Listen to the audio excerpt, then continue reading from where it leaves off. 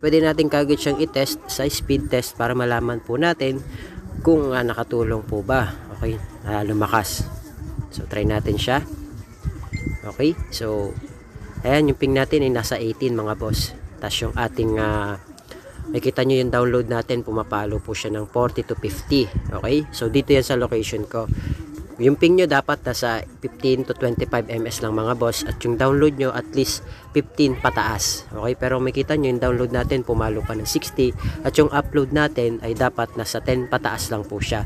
Pero kung makita nyo mga boss, yung upload natin umabot siya ng 17. Kapag kaganyan yung mga speed test mga boss or internet data, ay kayang-kaya nyo na po mag-play ng 12 hours video na naka 1080p, at pwede rin po yan sa online games. Okay, so try natin siya sa YouTube. Play tayo ng video sa YouTube mga boss. Papakita ko po sa inyo. Okay, tanghaling tapos sa amin dito ngayon mga boss. Try natin yung 12 hours video. Ito, 12 hours video. Ito yung madalas kong i-play mga boss. Ayan, naan lang natin. Okay, hintay lang po natin yung ads niya mga boss. At ito try po kagad natin siya. Ayan, makita nyo, setup natin siya mga boss. Okay, quality, tataasan natin. Lagay natin siya sa 1080p. Okay, so forward natin. Ayan, kung makikita nyo naman, nagpe-play naman kagad siya mga boss. Diba? So, depende pa rin po sa area mga boss ha. Hello mga boss, welcome back dito sa ating YouTube channel. Kumusta? Salamat nga pala sa walang sawa at patuloy na pagsuporta dito sa ating YouTube channel. Okay, so meron na naman tayong i-update sa inyo mga boss, para po sa lahat ng mga gusto pong mapalakas yung kanilang mga internet signal, lalo na po ngayon. Okay, so ibibigay po natin sa inyo kung paano po yung setup. Ay panoorin nyo lang po ito. So ako po pala mga boss ay naka-unli data sa token text, and kung gusto nyo pong malaman kung merong unli data yung inyong mga SIM card, lalo na yung mga naka-smart or token text, mapabago man yan o luma, gusto nyo pong matry, okay, o malaman kung merong unli data yung inyong SIM card, magdial lang po kayo ng asterisk 123 number sign para makita nyo po kung meron po kayong unli data promo. Okay, so kapag meron po kayong nakitang unli data promo dyan, congratulations po. Okay, so katulad dito mga boss, makikita nyo number 1 unli data promo. Ayan. So kapag meron po kayong ganyan, congratulations po. Pero kung wala, pasensya na po, kasi hindi po lahat, okay, ng SIM card ay merong ganyan. Selected SIM lang po yung merong ganyan na unli data.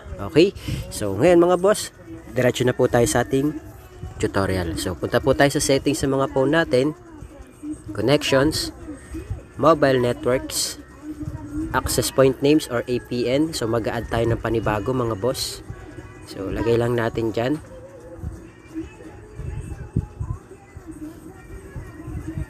Add. Okay, ito po yung magiging name niya mga boss, Cyper APN 5G. Yan.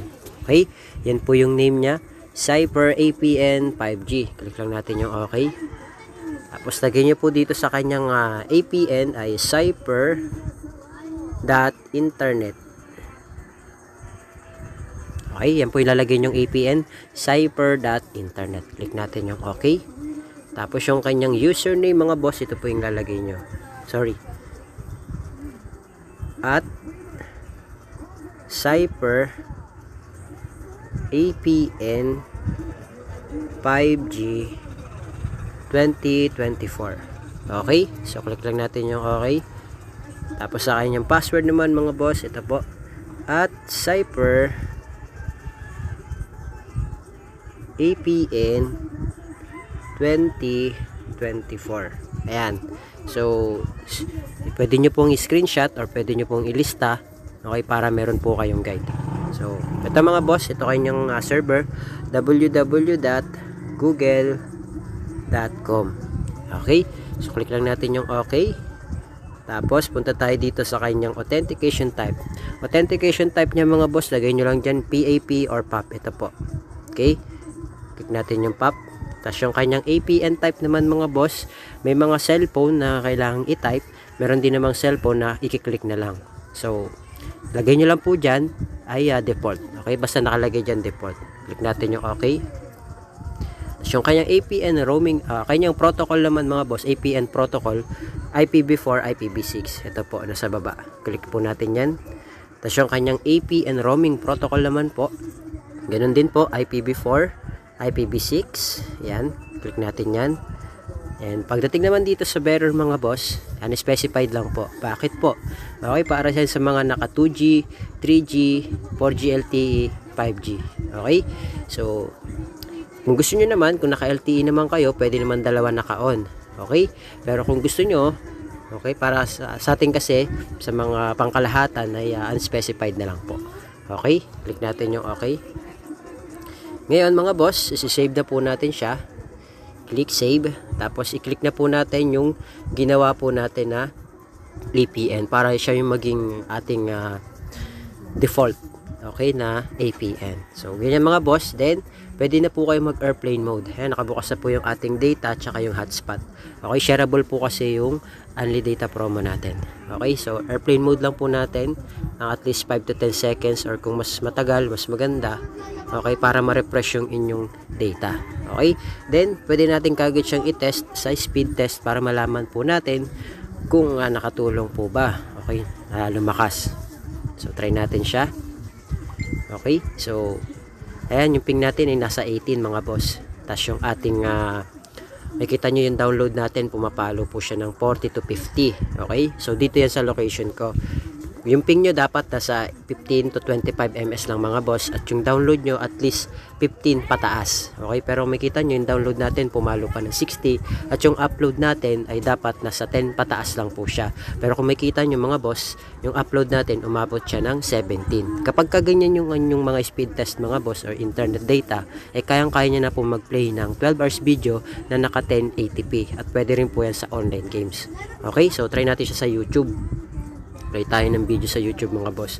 Papakita ko po sa inyo. Okay, tanghaling tapos sa amin dito ngayon mga boss. Try natin yung 12 hours video.